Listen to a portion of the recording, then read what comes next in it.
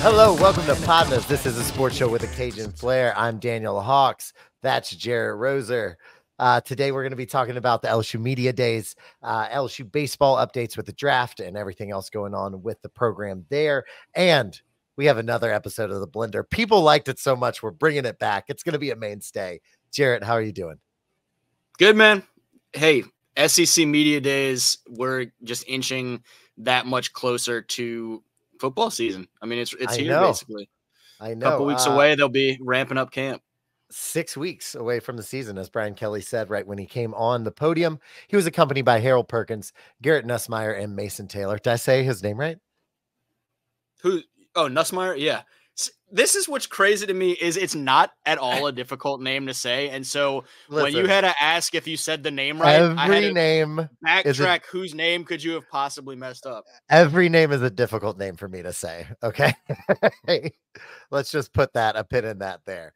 But SEC Media Days just took place. Jarrett, you kind of were a little bit more plugged into what was actually happening, what was being said there. What were your takeaways from what Brian Kelly said, or one of the three guys that was with him?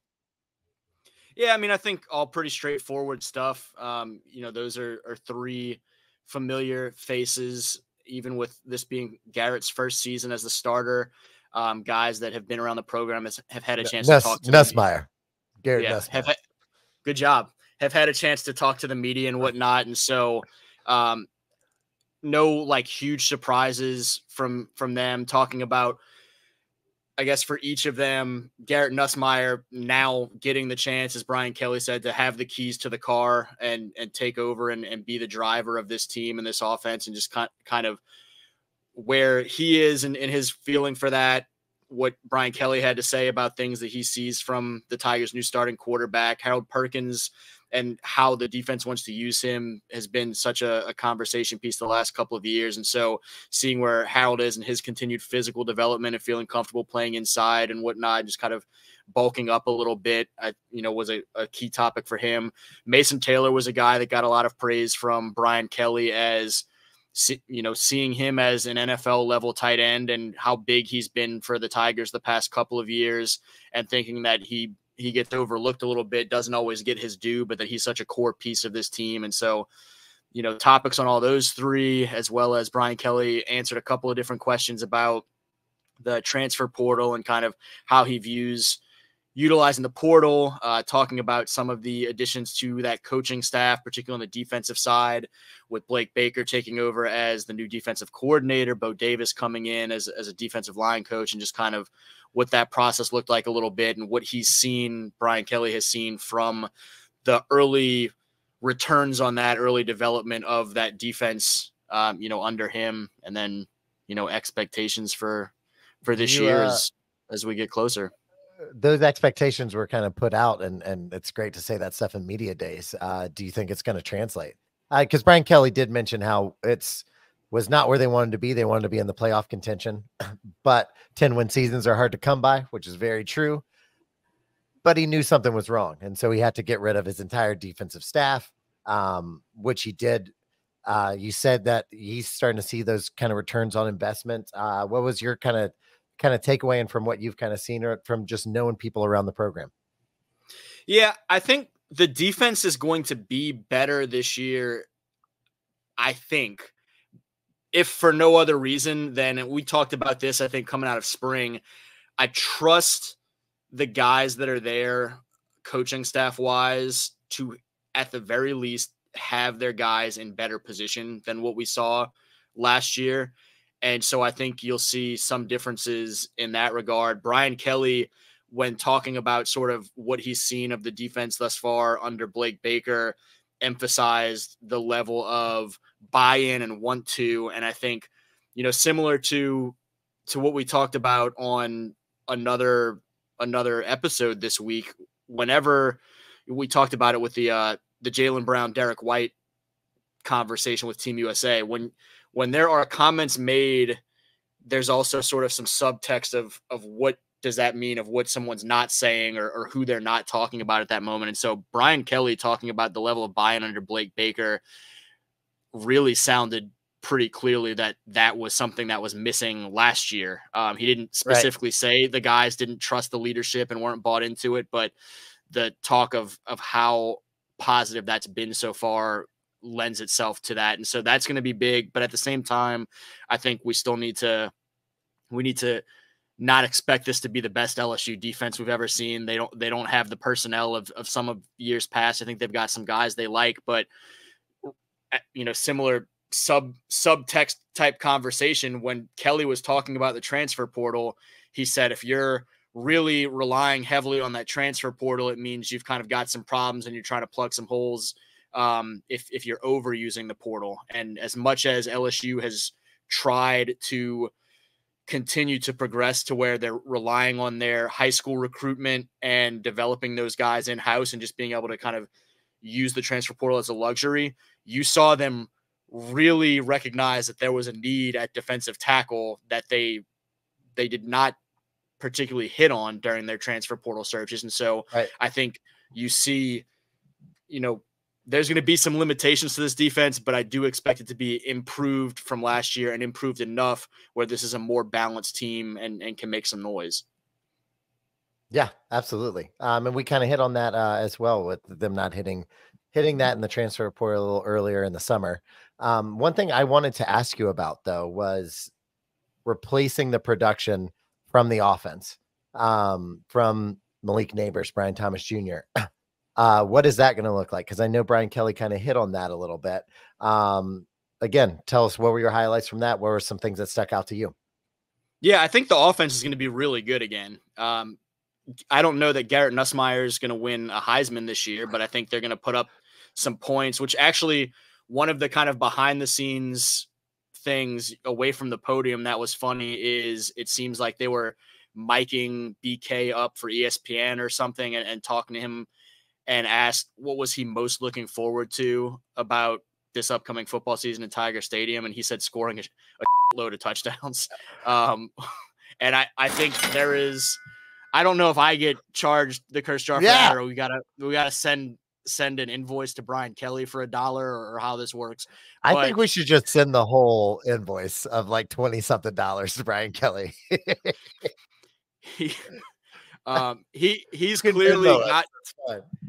He's clearly got some optimism about that offense, and I think everyone should have an optimism about that offense. Garrett Nussmeier is an extremely talented young quarterback.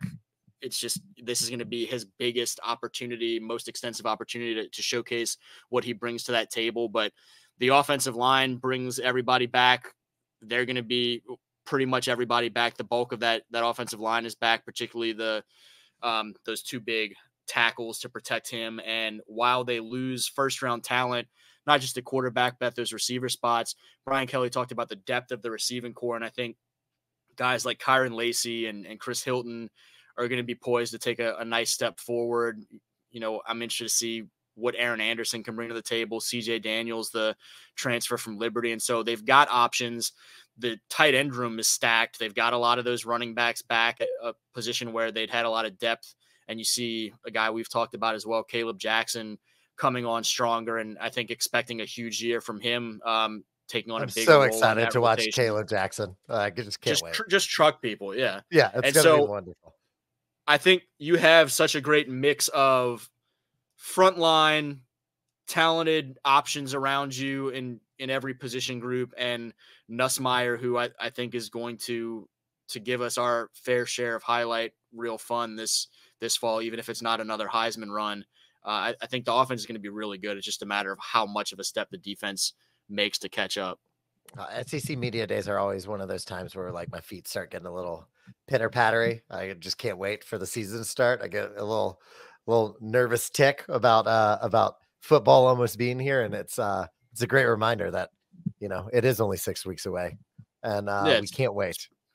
Cannot wait. Part football, part just natural anxiety and ADHD and whatnot. Yeah. Oh, it's definitely my mental vices for sure.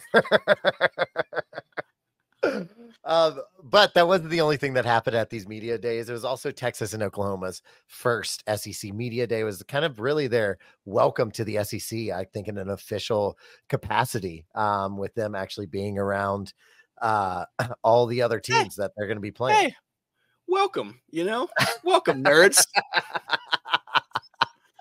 Bam. I love that. I'm going to do that a lot. I can't wait for the first week that we play Texas to just horns down all the time. I'm just, Yeah, this is going to be the still yeah. image, like cover photo for this episode. Oh, I love that. So down. Yeah. So, actually, let's just talk about that because the coordinator for SEC football officials, John McDade, was asked whether that would be a penalty because famously it became a penalty in the Big 12 if you threw horns down, which is so stupid. But what did he say? And Jared, go into that a bit. You take it. Take the reins. Yeah, I mean, he gave a nice detailed answer. I mean, I don't know if we want to throw it up, but essentially he said that what he talks to his officials about is looking at different aspects of, is it taunting? And so I think if you see somebody run up to a Texas player with the horns down and use it in a taunting fashion, that you'll probably have some issues. But beyond that, is it something that is, a quote unquote travesty to the game or just obscene in and of its own right, that if you did this symbol at the mall, would most reasonable people become upset with it? And so you're probably not going to see a lot of, flipping off because that would upset people at the grocery market or the store. But if you throw a horns down, that's not really going to upset most reasonable people. It'll upset. Just go like this. Yeah. If you just continually, I'm just doing it now to just show the horns down.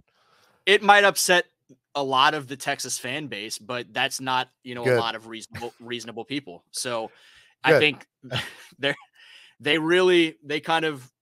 they said they used the example of Florida with the Gator Chomp and other SEC teams that have had their little hand motions ultimately used against them in some form or fashion. And that's fine as long as it does not exceed out into, unallowable other rationale like a taunting or whatnot. And so I think expect to see, dude, I don't know. I got lost in the sauce on that sentence in a big way. But I think ultimately the big takeaway here is Longhorns should expect to see an awful lot of horns down in the SEC. Very excited. With those two teams getting at it, the commissioner also kind of said that they're good on expanding anymore. Which, there's always talk in college football now about if, especially one of the big Power 5 conferences are going to expand, or is it Power 4 now? Are we down to 4? Yeah, we say Power 4 now pretty much. Yeah. Well, like I said, thoughts are hard for both of us here on PODnas sometimes. So we're making it through. I struggle consistently in recruiting writing to transition from saying Power 5 offer to Power 4 offer. So it is what it is. But yeah, man, Greg Sankey said 16 is our present, 16 is our future. And so it sounds like the SEC feels set, at least, for the foreseeable short-term future. We'll see how long that lasts. But as much speculation as there's been about the arms race of programs for the Big Ten and SEC in particular, and so much talk about some of those ACC programs and where could they go? Could a Florida State or a Clemson or North Carolina or any of those join the SEC? Sankey kind of tapped the brakes on that a little bit and said, let's focus on these 16 right now. Oh, man, it would be fun to get to see. I mean, they play every year anyway. UNC and Kentucky in basketball every year, but then they do it anyway. So, but it mean more, I guess, is what I meant to say. Anyway. Yeah, it just means more when you're in the SEC. Exactly. Let's talk about a little bit. Let's transition over to baseball. MLB baseball draft is currently happening right now. So far, there have been 7 LSU players drafted. Tommy White headlines the group as he was drafted to the A's in the second round. Who are some of your favorite maybe landing spots, or who are some of the other players that were taken from this LSU team? And also kind of what does this mean for LSU recruiting?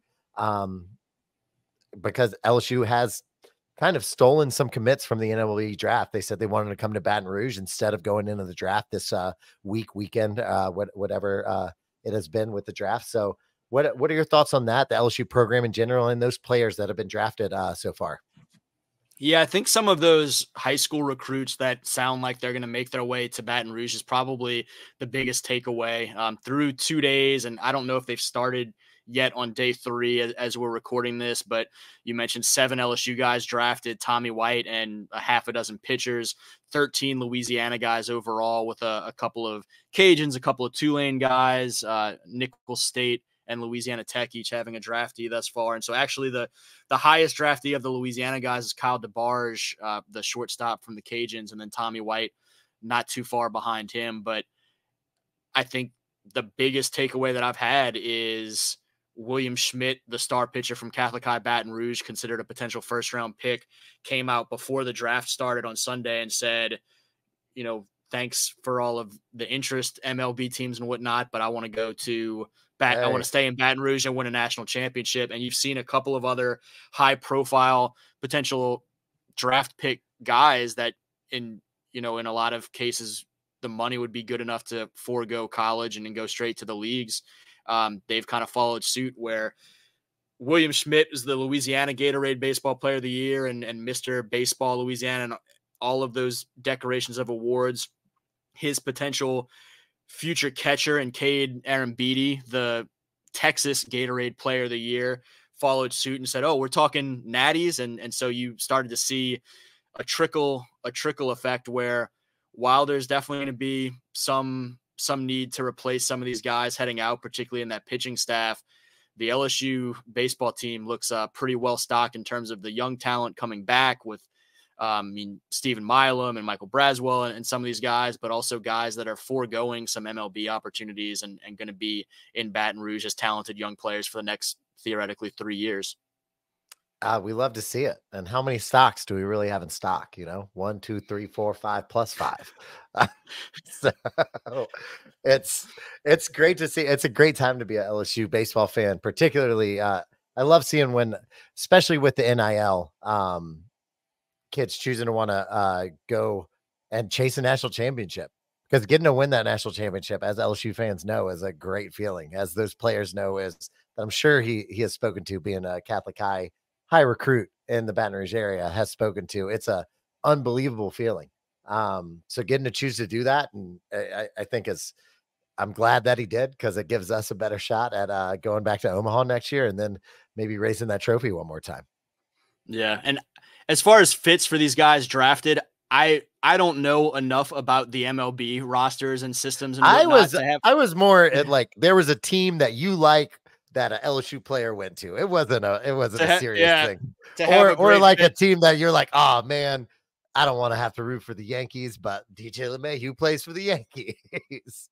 Right. Yeah. And yeah, DJ has been a really good example of that. And there actually are a couple of guys heading to the Yankees, and Thatcher Hurd and Griffin Herring. I think, of interesting notes, Tommy White and Gage Jump both going to the A's as well. So a couple of teammates heading out west theoretically. And obviously baseball, it's tough to judge too, because where are they actually going initially and for how long and who's getting moved around when and whatnot. And then the Nicholls State slugger Edgar Alvarez is actually, coming up your way to Wrigleyville, or at least a part of that organization. And so we'll see, if Edgar can eventually make it up to Wrigley or how his career develops. But if he does, as a Sox fan, I'm going to buy a jersey. I will buy a jersey if he makes it, if he gets his big league debut. I'm saying that on the record, on the PODnas, in the PODnas sphere. And if this helps, the Sox did draft Louisiana Tech outfielder Cole McConnell. I would love for them to just get anyone with talent on the team. So, we'll see about that. It is a fun time to be an LSU sports fan, between this and the baseball and football coming up as well. So much stuff to cover. We're going to keep covering it for you, but we like to do something a little special here at PODnas. We actually just did it last week for the first time, but it was special enough I want to make it seem like it's a thing that we do all the time, because we're going to start. It's called the Blender. I know at the end we do PODnas. I didn't know if we were both supposed to do. Oh, let's do that. The Blender. Yeah. There's got to be a better Blender reaction. There has to be. But for right now, Steve Holt. So we're gonna spin this. We're gonna spin this bad wheel. This bad wheel. We're gonna see what we're doing. It says Wheel of Fortune. We're working on the blender thing. The wheel is developing with each go. I can't see the lemon colored what came up here. And it's Colorado Super. I already know what the expectation comes with. I know we're everybody's Super Bowl, so I'm really just I always stay level-headed, stay grounded, because I would never want to be that guy, look back, and not being able to take advantage of the moment that we have right now. So, he said a few things there. And Jarrett, we're back. He said some things. One, we're everyone's Super Bowl. Bro, you lost 8 out of 9 to finish the season. Let's pump those brakes. 2, right after saying that we're everyone's Super Bowl, to then say that you're level-headed is very funny to me. Yeah. That was Colorado quarterback Shedeur Sanders. I almost got a name. What the hell were you about to call? I don't know. Okay, just back off. Shedeur Sanders said that Colorado is everyone's Super Bowl. Now, while he is the projected #1 pick and he is a great player, that could not his line could not help him stay up for the life of anything during that little losing streak that they had last year. They're not everyone's Super Bowl. I can say that I don't think anyone in the Big 12 is a big Deion fan, but like coach wise. But I think that's just kind of who Deion is and who he's been as a coach. I don't think he's made many friends besides Nick Saban on those Aflac commercials, and he's gone. So that was really all I had. I wanted to just kind of laugh at it's just stupid. I think there is something to be said about how much attention came to the Colorado program last year and all of its games, and so it really kind of it put a lot of those games on a bigger platform than it would have been the case without all of the media shenanigans and whatnot going on. But to say that your people's Super Bowl is wild. I mean, yeah, you need to win something of value to start to look at yourselves that way as a program. I feel like anything other than legal weed, you need to look at yourself as a program, like the conference even. Yeah, absolutely. Like in anything, they haven't done anything in either one of the conferences that they've been in. In the Pac-12 or in the Big 12. Like let's start small before we go there. All right, we're gonna keep going. That's what we do here on the blender. We just keep going. We just keep on keeping on. Oh, look at it blend. Look at it blend. Yes. Okay, let's go. NCAA 25. It's coming. All right. It's here. It's not yet. End of the week. Well, when this comes out, it's gonna be out. It's here, boys. Let's ride. I'll get we have 2 on this one. I'll have. Oh my god! When this is probably like out and you're watching this, I'm playing NCAA football. That's what's gonna be happening.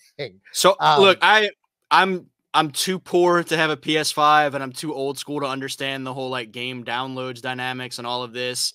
I'm never on time with any of these things, but I have seen Louisiana coaches and kids, and as well as, Louisiana natives who are off on college teams, like people are playing this game, or they have the game, they're playing it. Yeah. So I don't know like how that works, because I thought it was the 19th. You mentioned about like the end of the week, but people have it. It's happening. Oh yeah, no, they've sent it out for certain people to play, and people have gotten previews of the full game and have gotten just the full game early. I know LeBron is one of the people that has been playing the game already.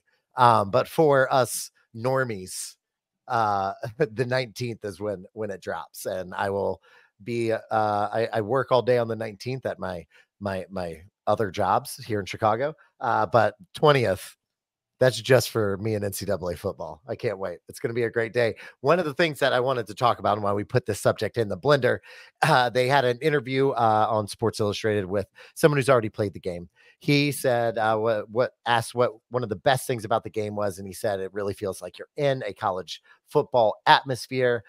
There's mascots roaming the sidelines, and that they get the chants and the band, what the band is actually playing and what the chants are for the crowd. They get it correct in the game, or at least, they have a lot of customizable or custom of those chants and those band bits throughout games. Will they let the band play neck?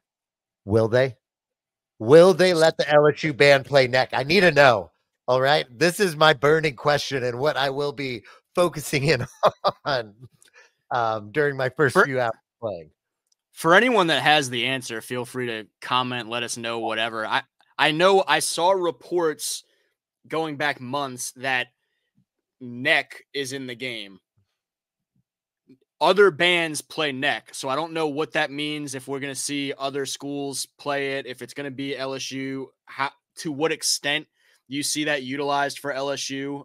I imagine the NCAA video game isn't going to have the student section. And I mean, at this point, most of Tiger Stadium using the profane version of the song, even if they use it, it might just be the band audio. But yeah, I'm interested to see, does LSU have it? To what extent we see it utilized? And for folks that are, better than us in the video gaming world and already have this thing, feel free to let us know ASAP. Yeah, the gamer tag is at Hawks Can Fly. If you wanna, anyone wants to throw down, I'm down. Just send me a PlayStation invite and I'll be there. Okay. Let's bond. Let's connect. That's all we got for you. Until the next time, PODnas out. And it's a ticket talking Mazda for the biggest. That's a comma and a comma and a comma. Gotta get it out.